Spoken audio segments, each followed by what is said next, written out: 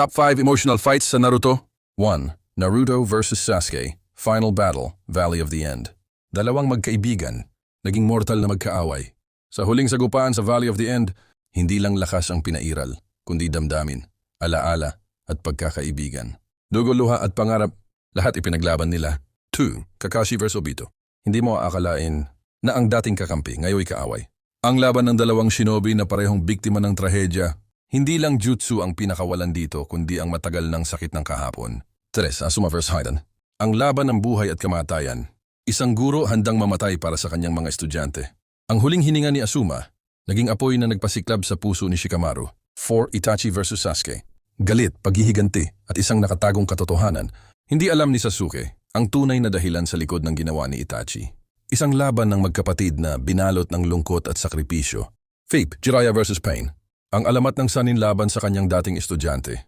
Isang laban para sa kapayapaan.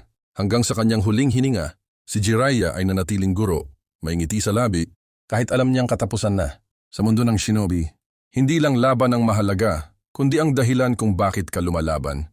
Alin sa mga laban na to ang pinakatumatak sa'yo? Drop mo sa comments.